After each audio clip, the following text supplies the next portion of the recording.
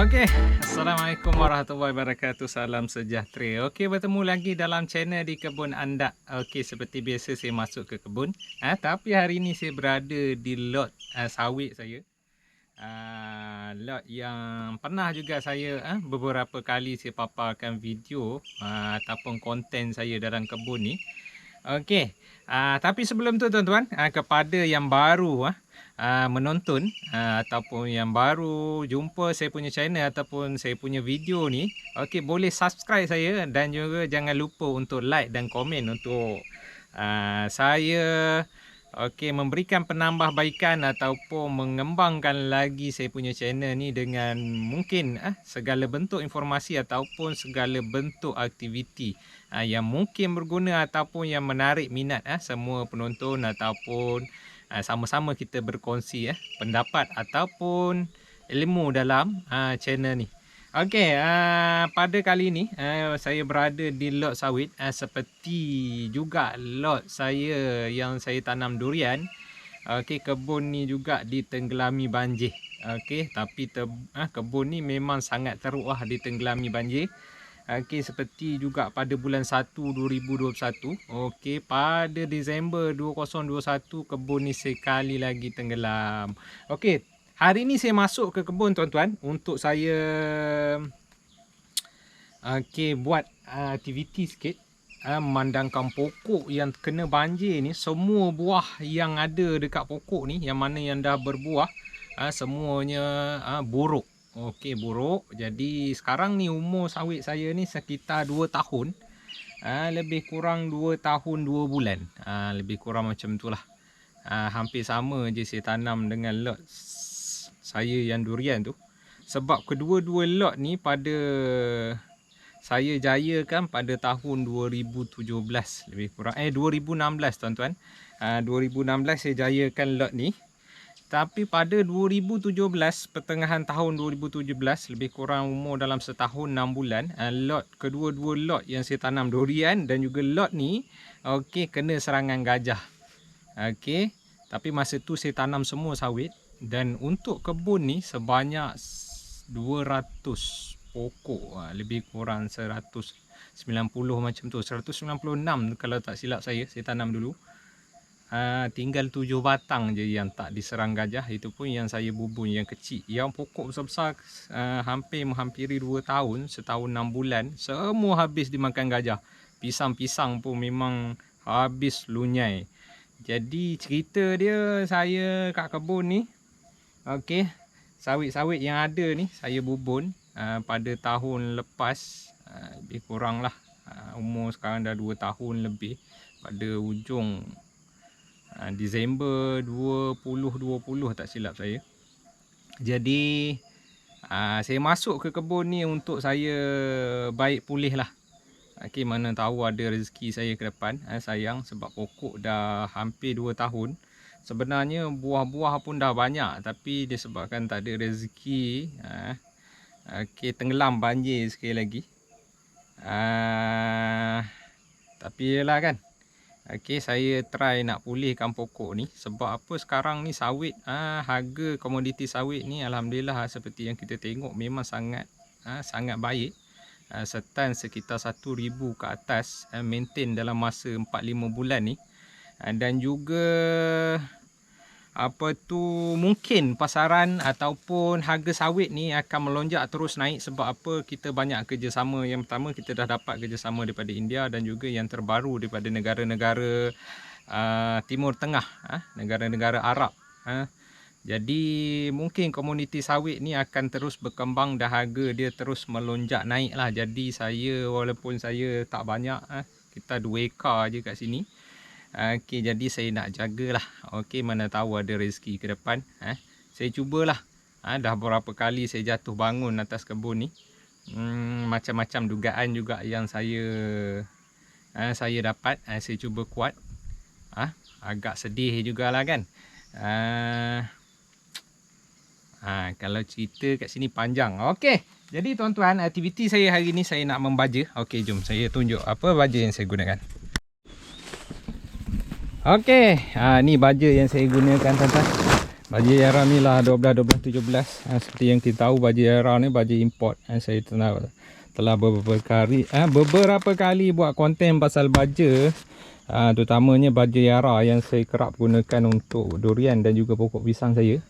Saya gunakan sekali lagi 12, 17 ni. Yang ni beg 25 kg. Harga dia memang agak mahal. Jadi saya gunakan dia. Sebab apa saya nak baik pulih pokok-pokok saya ni. Sebab apa tengok tuan-tuan pokok-pokok yang tengah meriah buah. Memang dah stres teruk. Buah-buah pun habis buruk. Sayang pokok saya ni umur 2 tahun lebih. Jadi disebabkan oleh saya jaga pisang ni hari tu. Sebab pisang ni saya biarkan buruk je dah. Pisang ni dah berapa kali dah tenggelam. Last untuk Disember 2021 sekali lagi tenggelam. Umur dia 2 tahun lebih dah pun. Jadi pokok sawit dah besar, saya jaga sawit je lah. Dah tak mampu dah saya nak buat pisang ni. Biar je lah kan. Jadi tengok pokok-pokok buah-buah sawit yang memburuk tuan-tuan. Tenggelam banjir tu hari. Sekarang ni buah dia dah agak meriah. Sebelum tenggelam baru ni memang agak meriah. Tapi nak buat macam mana kan. Ada lagi lah belem-belem pisang yang tak buruk. Belem habis lah buruk. Buah-buah pokok dah kembali meriah. Bukan kembali meriah, dah meriah tu hari. Ditenggelam banjir. Tengok semua buah pokok dah berbuah. Yang belakang ni memang stres. 2 kali tenggelam yang amat teruk. Hari tu memang botak terus. Semua pokok saya ni tu tuan-tuan tenggelam pada umur dia setahun. Rapat terus buruk lah. Ini yang ni baru nak berpucuk. Tenggelam balik semula. Pokok pun tak dah besar. Dia macam ni tuan-tuan. Pada umur dia setahun itu dia jadi macam ni lah. Saya push baja, tumbuhlah balik macam ni. Asal dia kudung macam tu lah semuanya kan. Tenggelam banjir, dia buruk pucuk dia. Tapi lama kelamaan dia tumbuh sikit-sikit. Yang ni, bawah ni memang agak teruk. Sebab bawah ni memang rendah. Ada yang kecil lagi lah. Baru nak pulih, tenggelam sekali lagi. Ada yang mati terus lah. Okey, inilah kesan-kesan banjir. Okey, 2-3 batang ni yang ni memang out terus. Ini memang out terus. Ni pun tak tahulah hidup ke tidak. Yang ni macam hidup. Ni kena kali kedua baru dia nak tumbuh. Ni tuan-tuan. Ni lah dia baru nak tumbuh tu hari. Lepas kena banjir dia teruk memburuk. Jadi dia baru nak tumbuh tu kena banjir sekali lagi. Okey. Jadi saya nak jagalah. Okey. Sebab apa, kalau ada rezeki ke depan ni, okey, mana tahu saya dapat tampung sedikit perbelanjaan saya dalam menguruskan kebun ni. Terlampau lama dah saya buat kebun ni. Terlampau lama dah saya buat kebun ni, sejak 2016 lagi. Masih tak berapa nak jaya. Tapi tak apalah. Kita hanya mampu berusaha. Rezeki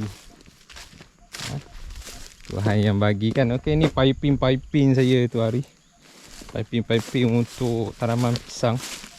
Memang agak besar jugalah modal. Untuk 2 kebun ni tu hari saya buat pisang ni, anak tisu culture. Sekitar 4,000 pokok. Anak benih saja RM2.5 masa tu. Kos tanam lagi. Baja pembajaan beribu sebulan. Sampai bulan 12 tenggelam. Okey, nak buat macam mana kan. Okey, jadi tuan-tuan jom. Saya tunjukkan pembajaan saya. Tengok keadaan pokok dia. Agak hijau lah. Sebab last saya ada baja tu hari. Walaupun tenggelam, Sekarang ni dah bulan 2 bulan dah kembali hijau. Dulu penuh lumpur ni tuan. Ni semua disalut lumpur lah, senang je cakap. Tapi dah 2 bulan ni hujan basah kan, dia dah kembali menghijau semula. Okey tuan-tuan.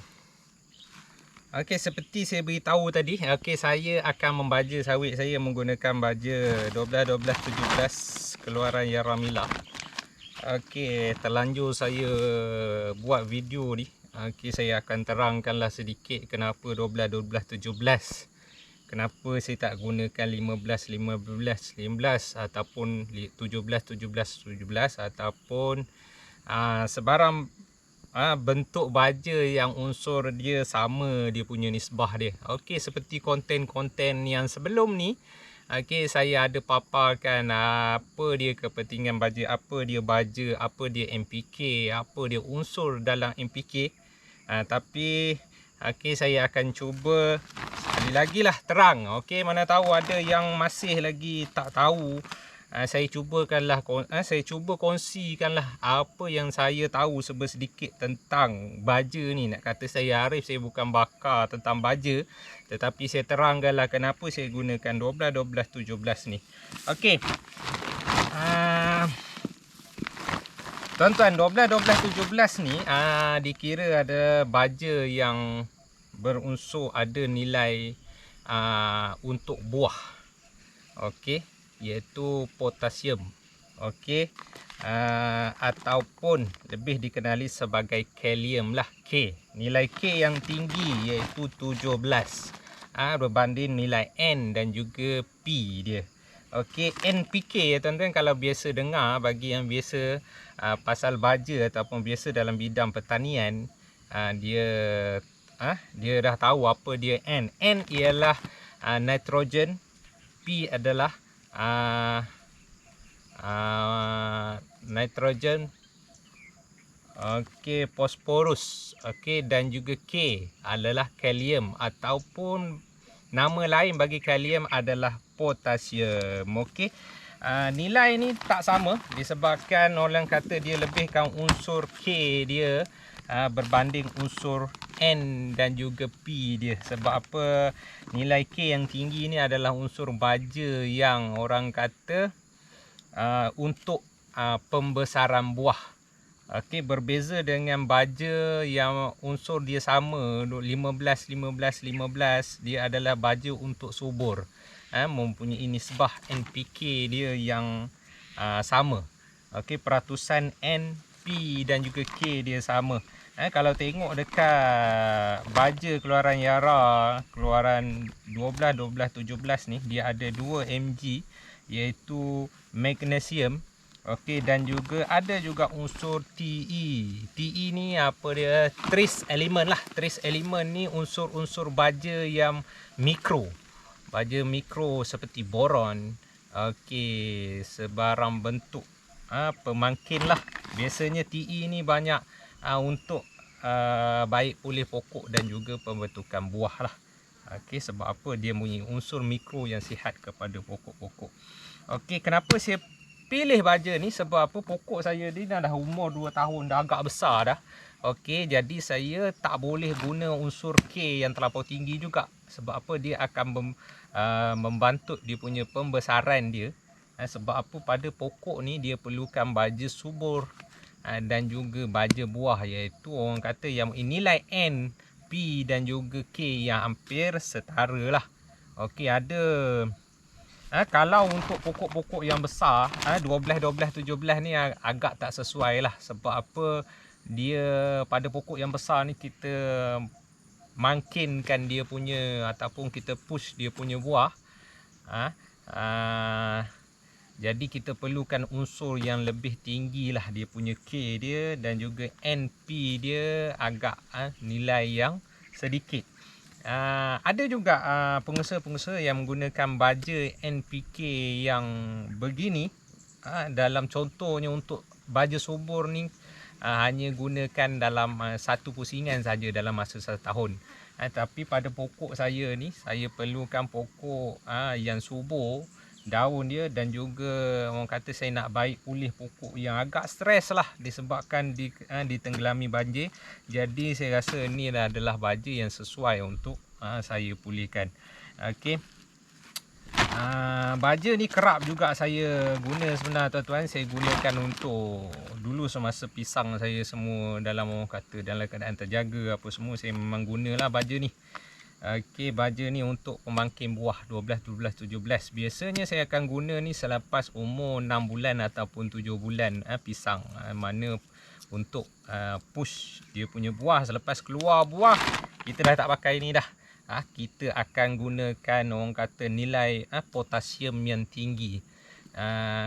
Nilai N dengan nilai P K yang tinggi, ataupun ada juga beberapa kali saya gunakan Protest. Protest ni adalah baja unsur tunggal untuk potasium sahaja. Protest tu singkatan daripada potasium lah, ataupun kalium, ataupun lebih dikenali sebagai K. Okey. Jadi tuan-tuan, baja ni okey, kita tengoklah. Baja ni dalam ni warna dia warna putih. Warna kelabu. Macam tu lah. Okey.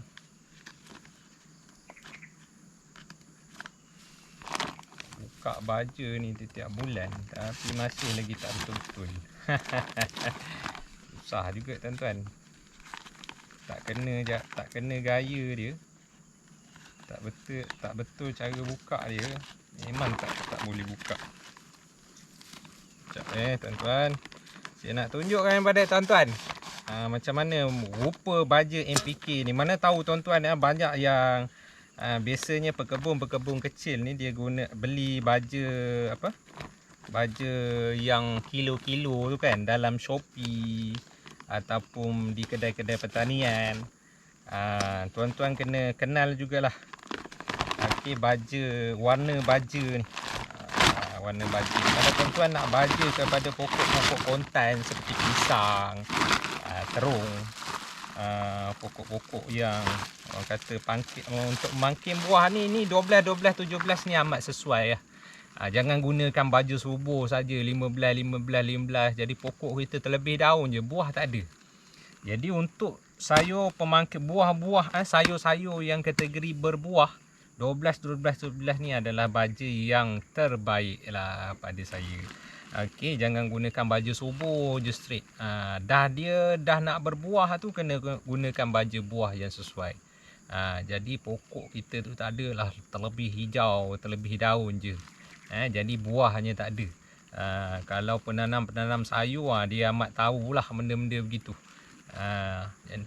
Sebab apa dia perlukan orang kata buah yang banyak sekali pusingan, contohnya berpuluh-puluh tan. Kalau guna baja subur saja memang tak boleh lah. Kalau baja untuk fatigasi dia ada juga unsur yang begini. Okey, tapi dia water soluble lah, ataupun baja dipanggil baja fatigasi yang ada pelbagai-bagai unsur. Biasanya ada sampai daripada 12 unsur sampai ke 20 unsur. Bergantung kepada umur pokok. Okey tuan-tuan.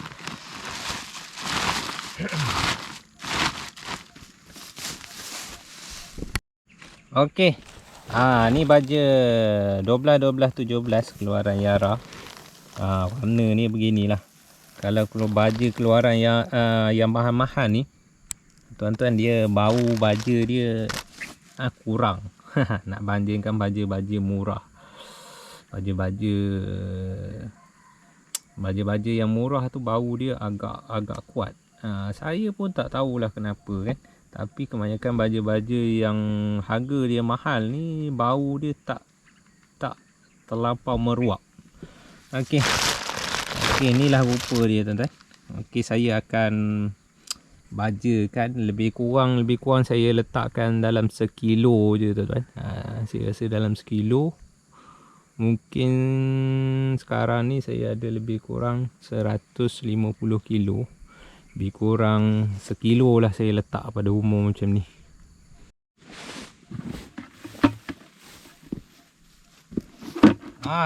Ni baja baldi ni pun tuan-tuan, baldi tenggelam banjir. Alhamdulillah 2 kali hanyut banjir dah, tapi masih lagi lekat-lekat kat pokok. Ha. Dia nak ada rezeki lagi kat saya kan. Ha.